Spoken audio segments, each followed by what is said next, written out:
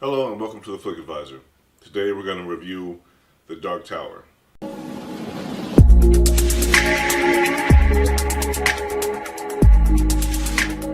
The Dark Tower is directed by Nicolas Arcel. It's starring Idris Elba and Matthew McConaughey. So The Dark Tower is an adaptation of a series of Stephen King's novels.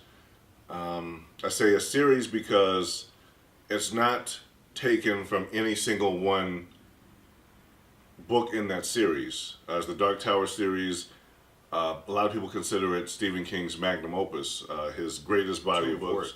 I haven't read any of the books, but apparently it takes from quite a few books, and it condenses them into one less than 2-hour movie. This is the first sign that there's a problem. Now, like I said, it is based off of some of Stephen King's work. Now, the problem is that doesn't necessarily mean that it's going to be as good as Stephen King's works. There's a lot of good movies based off of Stephen King books, and there are quite a few bad movies based off of Stephen King works.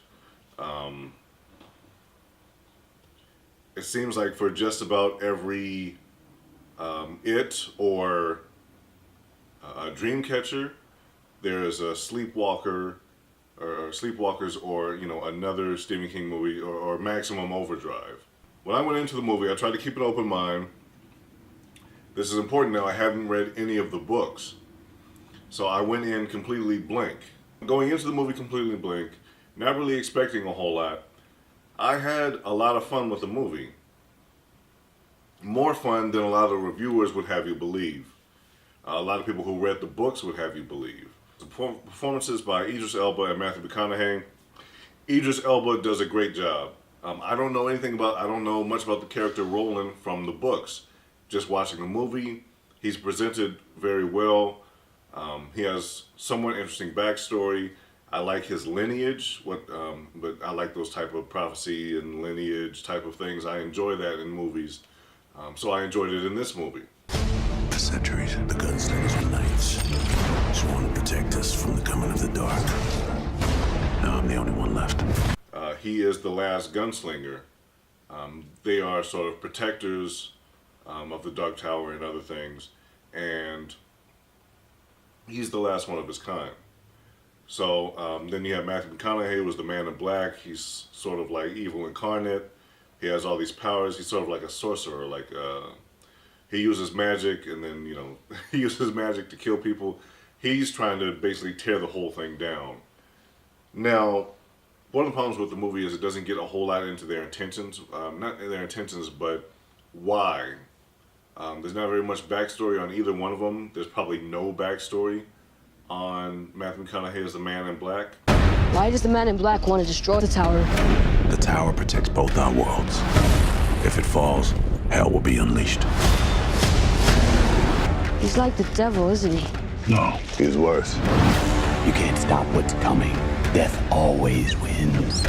Idris Elba's character is given a little bit of backstory because, we're supposed to root for him. But there's still not much. There are scenes where Roland loses his father. That's not a spoiler because it happens in the trailer. Roland loses his father, and the kid lost his father, and they end up kind of bonding over that. And that's a really good scene. It makes you wish there were more scenes like that fleshed out the characters, fleshed out the situations they were in, and the situations where they're from. Your world might be gone, but mine isn't. If you let that tower fall, billions of people die. I will kill him for both of us. Do they have guns and bullets in your world? You're gonna like Earth a lot. So what you have is these great actors carrying this movie. The problem with it is they're not really allowed to carry the movie because most of the movie focuses on the kid and his problems. There's a kid who has a dream about this dark tower. He has a dream about the Man in Black trying to take down the tower. And in his dreams, he can see Roland trying to stop the Man in Black. These visions, as you call them. What do you see? I see a tower, the Man in Black, and the gunslinger. There's too much focus on the kid. You have these great actors playing these great characters, and you're taking the emphasis off of them.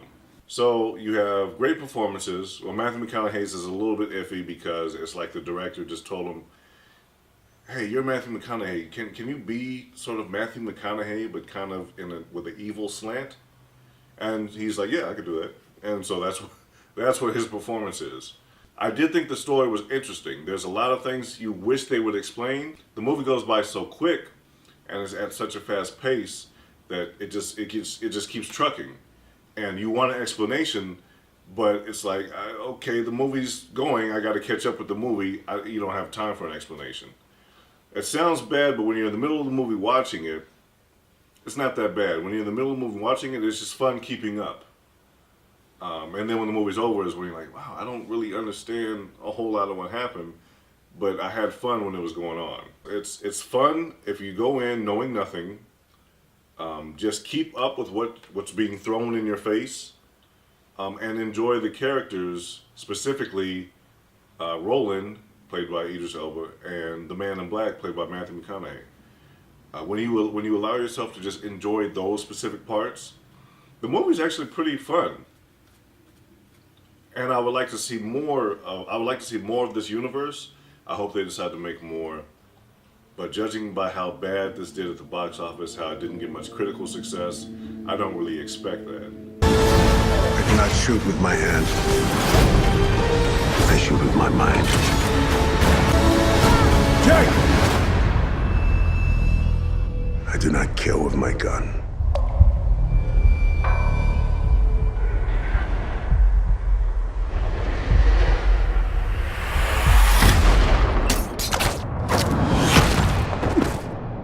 I kill with my heart. So unfortunately, I'd say I have to give this movie probably a 6 out of 10. That sounds bad. There's a lot of things that they could have done a lot better with this movie. Idris Elba, Matthew McConaughey did their part. I feel like most people involved with the visuals of the movie did their part. But when it comes to combining like 8 or 9 books or so into one movie, that's tough, and they did not do a good job of that. So yeah, Dark Tower, 6 out of 10. See it and just enjoy the ride, or just don't see it at all. It's the Flick Advisor signing out. Thank you.